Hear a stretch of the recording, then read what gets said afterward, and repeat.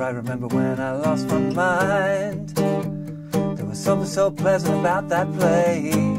Even your emotions had an echo in so much space.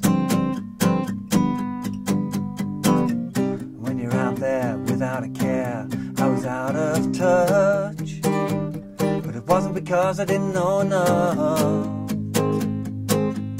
I just knew too much. Does that make me crazy? Does that make me crazy? Does that make me crazy? Probably.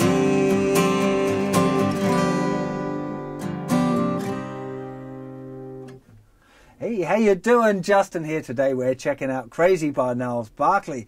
Fantastic tune here. Kind of a tricky one for me to sing, but it's not a singing lesson, it's a guitar lesson. I'm going to show you kind of the part that's on the record, which is basically single notes, pretty easy.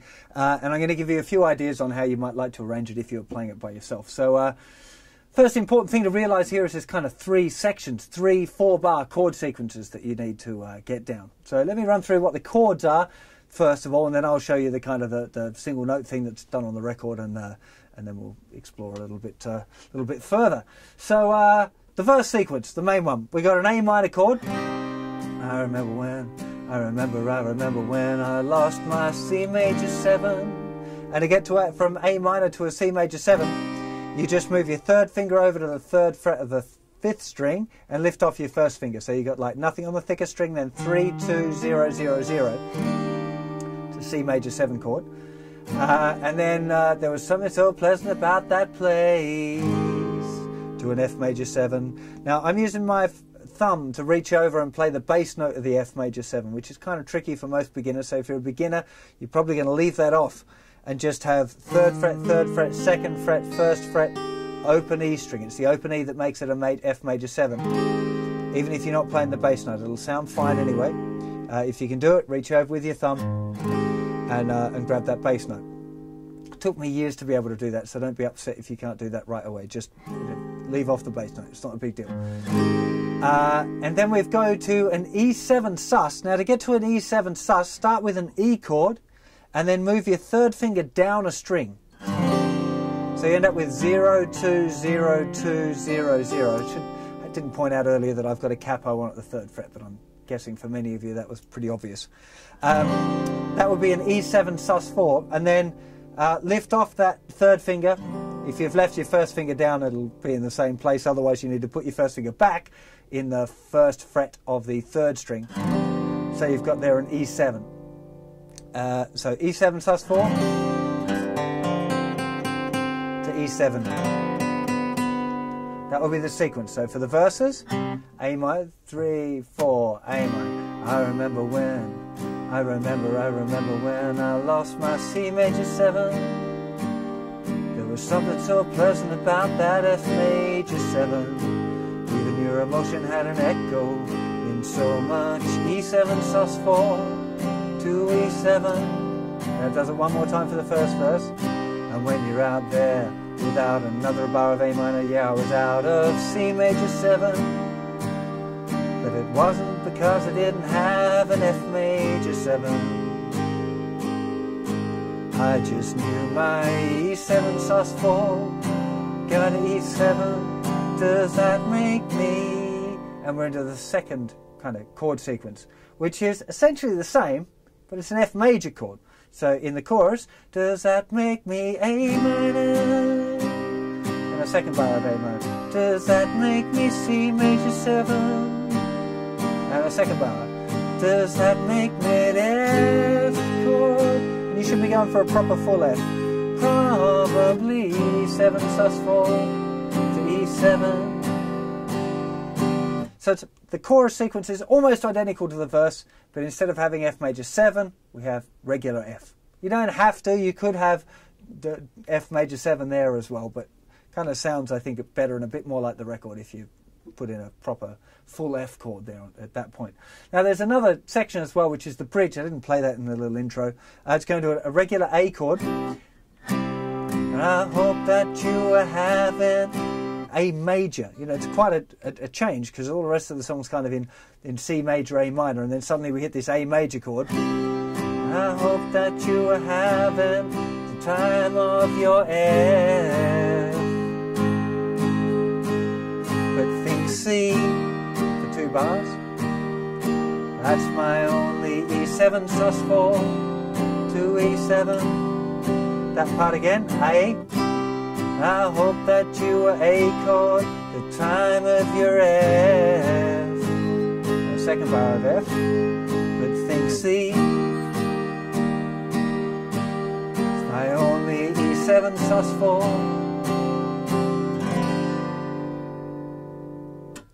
And that's the 3 sequences that we've got going on in this tune.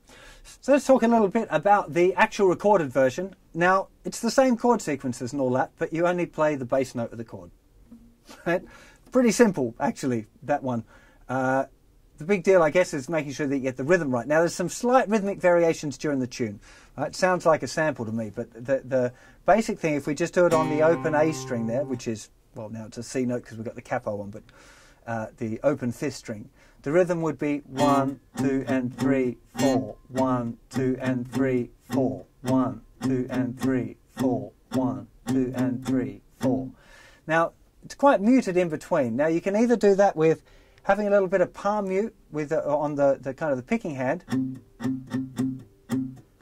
but it doesn't quite give it. Now, I'm just covering up all of the rest of the strings here. I'm just kind of grabbing it so there's just that one note, because on this, particularly in pop music, the parts are pretty specific, and you're playing exactly a particular part, especially if you're copying a sample of something. It's got to be right, you know, that they will have picked exactly the right one for that part. You know, the guitar player probably played a bunch of times. It might even be programmed. I can't really tell, to be honest. But there are a few variations through it, so I've got a feeling it's actually a guitar player that's come into the studio to play it. So you want to, yeah, I'm keeping all of the notes muted, but also I'd be thinking about playing the first one and then using a couple of fingers just to rest on the strings to make sure that, especially with open strings, that they're nicely muted. So 1, 2, and 3, 4. 1, mute, play, play, play, mute, play, mute, with those fingers. 1,